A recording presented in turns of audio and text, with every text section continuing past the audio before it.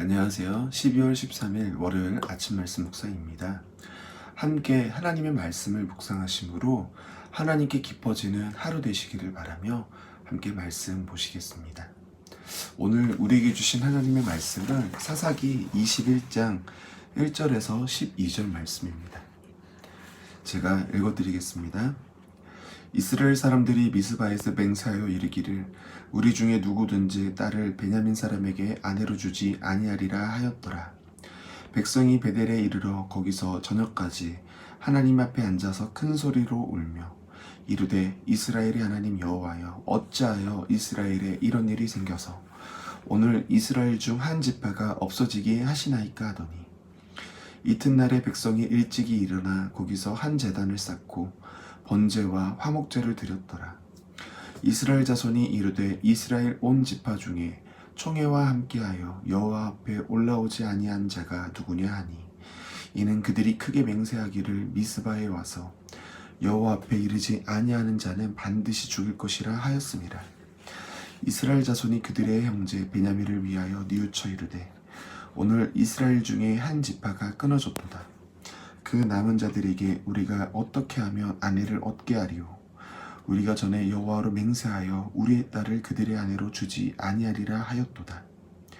또 이르되 이스라엘 지파 중 미스바에 올라와서 여호와께 이르지 아니한 자가 누구냐 하고 본즉 야베스 길레앗에서 한 사람도 진영에 이르러 총회에 참여하지 아니하였으니 백성을 계수할 때에 야베스 길레앗 주민이 하나도 거기에 없음을 보았음이라. 회중이 큰 용사 12,000명을 그리로 보내매 그들에게 명령하여 이르되 가서 야베스 길레앗 주민과 부녀와 어린아이를 칼날로 치라. 너희가 행한 일은 모든 남자 및 남자와 잔 여자를 진멸하여 바칠 것이니라 하였더라. 그들이 야베스 길레앗 주민 중에서 젊은 처녀 400명을 얻었으니 이는 아직 남자와 동침한 일이 없어 남자를 알지 못하는 자라. 그들을 실로 진영으로 데려오니 이곳은 가나안 땅이었더라. 아멘. 오늘 함께 읽으신 본문은 사사기의 마지막 장으로 하나님의 백성이 하나님께 불순종하게 되었을 때 어디까지 내려갈 수 있는지 그 정점을 보여주는 이야기입니다. 사사기의 마지막 이야기를 보면 19장부터 시작된 이야기에 나오는 모든 인물의 행동을 쉽게 이해하기 힘드실 겁니다. 레위인에게는 첩이 있고 그 첩은 행음함으로 남편을 떠나고 기브아 사람들은 그 첩을 능욕하고 그리고 그 일로 인해서 이스라엘 자손들은 모두 모여 베냐민 지파와 전쟁을 하고 그 전쟁 가운데에 베냐민 남자 600명만 남겨놓고 모조리 진멸시키는 무서운 일을 행하는 것을 볼 수 있습니다. 이 모든 일이 지금 이스라엘 백성 안에서 벌어지고 있는 겁니다.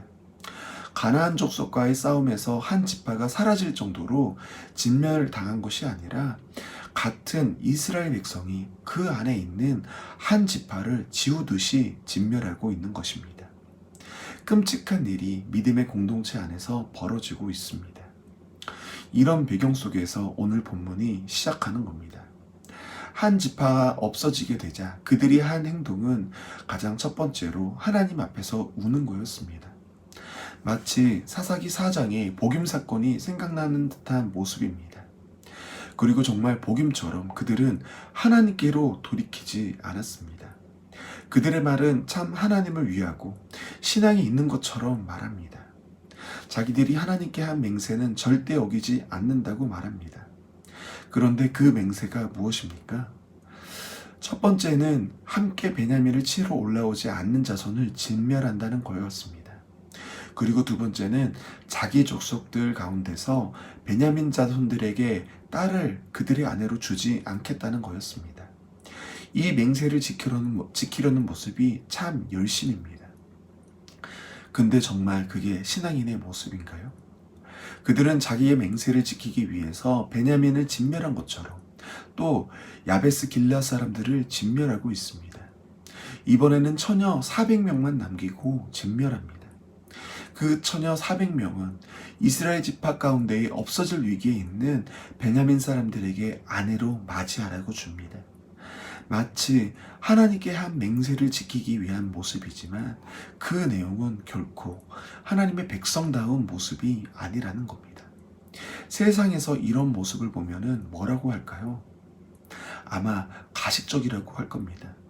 자기의 손으로 진멸하고 이전에 큰 소리로 울었는데, 그리고 자기들은 맹세했기 때문에 그들의 문제를 책임질 수 없다고 말하는, 이게 하나님의 뜻이라고 말하는 모습은 결코 세상 사람들은, 아니 모든 사람들은 이해할 수 없는 신앙적이지 못한 모습입니다. 이런 모습이 하나님을 왕으로 여기지 않고 자기 자신을 왕으로 여기는 백성들의 모습입니다. 가장 무서운 사람이 이런 사람이라는 겁니다. 자기 기준을 가지고 있기 때문에 자기 기준에만 오르면 모든 것을 할 수 있는 사람입니다. 하나님의 기준은, 하나님의 마음은 생각도 하지 않고 그저 자기가 세운 기준에 맞기만 하면 그게 무엇이든지 할 수 있는 사람, 스스로를 신앙인이라고 생각하며 하나님 앞에 정당함을 주장하는 사람, 이런 사람이 가장 무서운 사람입니다.